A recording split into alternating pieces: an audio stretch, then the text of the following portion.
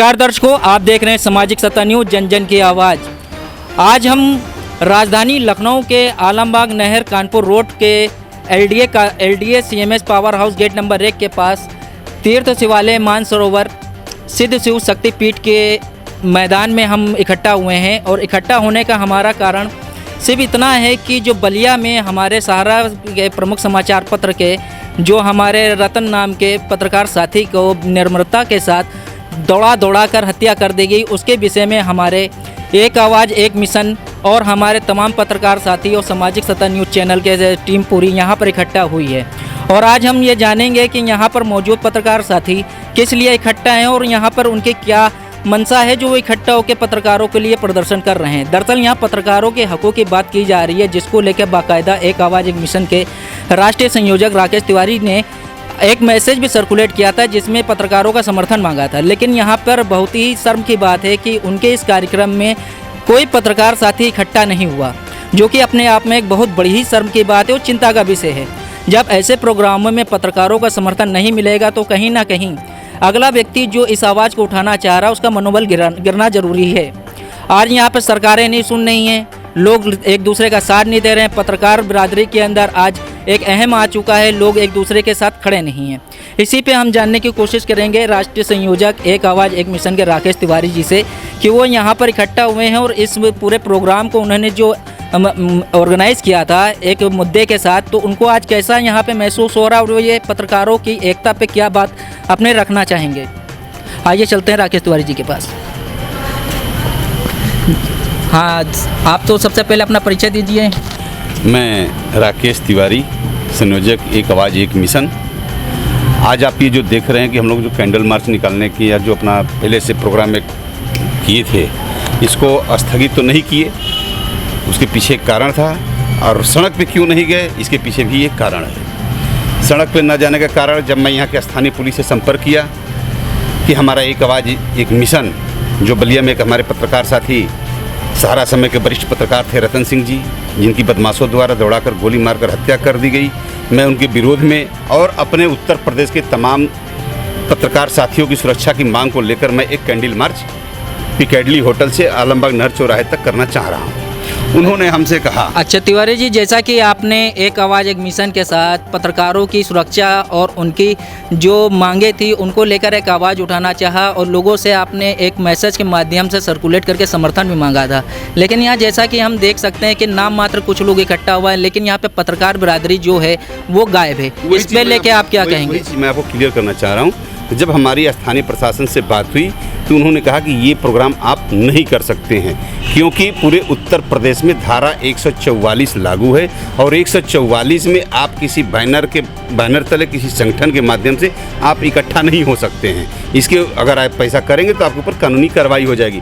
तो जिसको मैंने अपना मैसेज जो आप बता रहे हैं, जो मैसेज हमने सर्कुलेट किया था, मैंने उनको पुनः फ़ोन करके मना कर दिया कि अब इस प्रोग्राम को हम एक विशाल रूप में न लेकर के हम जो भी 2, 4, 5, 10 लोग अपने साथी हैं उनको याद करते हुए उनको श्रद्धांजलि देंगे और अपने मन की बात आपके माध्यम से सरकार तक पहुंचा देंगे। तो जो हमारी मांग है सरकार से, और उत्तर प्रदेश में आप लोग भी पत्रकार हैं, देख रहे हैं कि जिस हिसाब से जंगल राज कायम है, बहन बेटियां सुरक्षित नहीं हैं, किसान सुरक्षित नहीं हैं, आम नागरिक सुरक्षित नहीं है, यहाँ तक कि न विधायिका हमारी सुरक्षित है न पत्रकारिता सुरक्षित है। विधायिका आपके सामने है कि अभी अलीगढ़ में एक हमारे विधायक जी हैं, उनके साथ क्या व्यवहार हुआ पुलिस प्रशासन द्वारा, ये आपके सामने है। पत्रकारिता जो हमारे देश की चौथा स्तंभ है, उसकी क्या स्थिति है, अभी आपको बलिया में नमूना आपको दिखने को मिल गया। ऐसे में हमारे प्रदेश की सरकार और कानून व्यवस्था कहती है कि हमारे प्रदेश में कानून व्यवस्था का ग्राफ काफ़ी गिरा है। तो अब हम कैसे माने कि कानून व्यवस्था का ग्राफ गिरा है? पत्रकारों की हत्याएं हो रही है, आए दिन उत्पीड़न हो रहा है, आए दिन हाईकोर्ट का भी आदेश निकलता है कि पत्रकारों के साथ उत्पीड़न बर्दाश्त नहीं किया जाएगा, सरकार भी कहती है। तो मैं इस सरकार से पूछना चाहता हूं कि अभी तक जो अपराधी पत्रकार को मारे हैं, आप कितने अपराधियों को गिरफ्तार किए हैं और उस पीड़ित परिवार के साथ आपने क्या किया? क्या मैं सरकार से एक सवाल और पूछना चाहता हूं आपके माध्यम से कि एक पत्रकार की कीमत केवल 10 रुपया होता है? माफ़ी चाहेंगे, 10 लाख रुपया होता है? उसके 2 मासूम छोटे छोटे बच्चे हैं, उसका परिवार है, क्या 10 लाख रुपये में उसका पूरा जीवन यापन हो जाएगा? तो मैं सरकार से मांग करता हूं कि उस पीड़ित परिवार से किसी एक व्यक्ति को सरकारी नौकरी मिले और कम से कम 1 करोड़ रुपए के मुआवजा दिया जाए।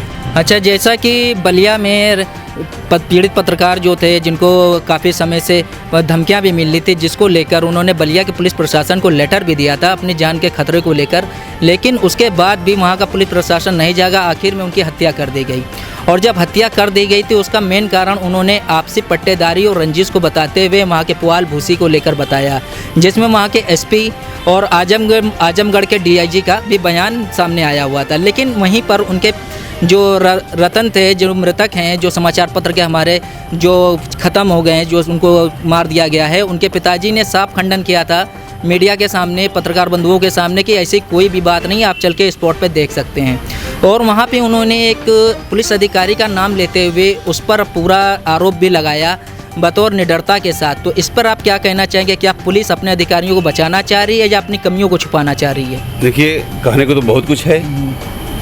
जब वहाँ का जिला प्रशासन जो किसी चीज़ को लाइव दिखाया जा रहा कि आपका ये अधिकारी गलत है, अभी आप देखे होंगे कुछ दिन पहले एक उप जिलाधिकारी द्वारा आम जनता के साथ मारपीट का वीडियो वायरल हुआ था, जिसमें हमारे उत्तर प्रदेश के मुख्यमंत्री जी अपनी तत्परता को दिखाते हुए उस अधिकारी को सस्पेंड करके राजस्व विभाग से अटैचमेंट कर दिए। और उसी जिले का डीएम हरि प्रताप शाही कह रहा कि एसडीएम गलत नहीं था, वहाँ की जनता गलत थी। तो ऐसे अधिकारियों से आप क्या उम्मीद करते हैं कि वो आपको सुरक्षा देगी? ऐसे अधिकारियों से क्या आप उम्मीद करते हैं कि वो आपकी रक्षा करेगी और वो आपके साथ न्याय करेगी?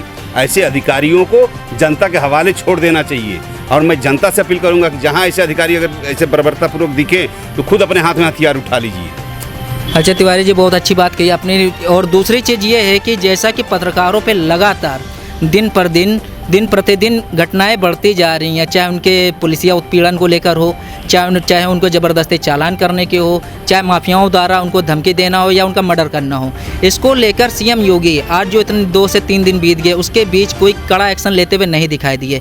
मात्र उन्होंने जांच बैठा के एक पत्रकार की कीमत 10 लाख रुपया की, और उस पर उनकी राजनीति में उसको आप देखना चाहते हैं कि उसको आप किस तरह देखना सकते हैं? क्योंकि ये एक मुद्दा किसी एक व्यक्ति का नहीं है, क्योंकि आज वो तो कल हम पत्रकार बरादरी का पूरा है।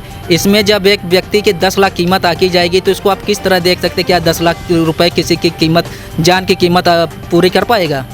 देखिए, आज की जो हमारी वर्तमान स्थिति है उत्तर प्रदेश सरकार की कानून व्यवस्था की, योगी जी पूरी तरीके से कमज़ोर मुख्यमंत्री हैं। वो किसी भी विषय पे देख लीजिए, अगर उनका निर्णय सही साबित हुआ तो आप हमको बता दीजिए, एक निर्णय उनका बता दीजिए कि उस पर वो काम किए हैं या कोई नया कार्य किए हैं। रही बात पत्रकारों की, तो आजकल पत्रकारों की, हालांकि इसमें नहीं कहना चाहिए लेकिन मैं कहने के लिए मजबूर हो रहा हूँ कि पत्रकार भी आजकल उसी योग्य हो चुके हैं। ये पत्रकारिता कम चाटुकारिता ज़्यादा कर रहे हैं, चाहे वो अधिकारी की करें चाहे वो मंत्री नेताओं की करें। तो जब यही स्थिति रही तभी तो एक पत्रकार मारे गए, चूँकि हम भी पत्रकारिता किए हैं। आज जिस स्थिति को देखते हुए मैं पत्रकारिता से त्यागपत्र दे दिया कि अब पत्रकारिता नहीं करूंगा।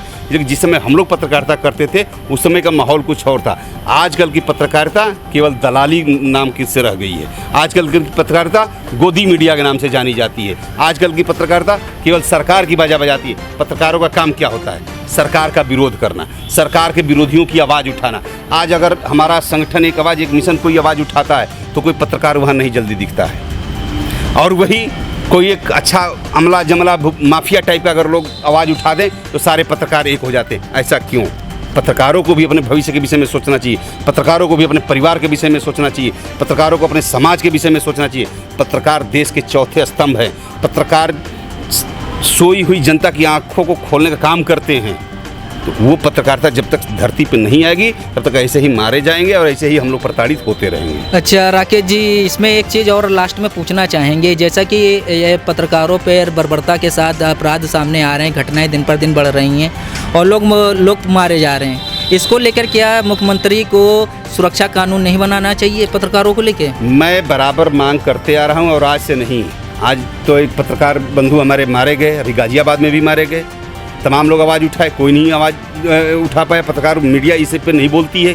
क्यों नहीं बोलती है? कि जो सरकार के उनकी रोटी सेकी जा रही है वो सेकाई बंद हो जाएगी। आज आप हमारे पोस्टर पे देख सकते हैं, लिखा है पत्रकारों की सुरक्षा दो, पत्रकारों का उत्पीड़न बंद करो। पर जब पत्रकार ही नहीं सुरक्षित रहेंगे तो हमारा समाज भी सुरक्षित नहीं रहेगा। इसलिए पत्रकारों की सुरक्षा बहुत ही ज़रूरी है। तो ये थे हमारे साथ एक आवाज़ एक मिशन के राष्ट्रीय संयोजक राकेश तिवारी जी। जिन्होंने बहुत अच्छी बात कही, जो एक मैसेज दिया है अपने हमारे चैनल के माध्यम से सरकार को। हमें उम्मीद है कि सीएम योगी थोड़ी सी अपनी सद्बुद्धि दिखाते हुए पत्रकारों की सुरक्षा के हितों में सुरक्षा कानून वास्ते एक प्रस्ताव पारित करेंगे और पत्रकारों के दर्द को भी समझेंगे। इस वीडियो को लाइक करें और हमारे चैनल को सब्सक्राइब करें। बेल आइकन दबाना मत भूलें। सामाजिक सत्ता न्यूज़, जन जन की आवाज़।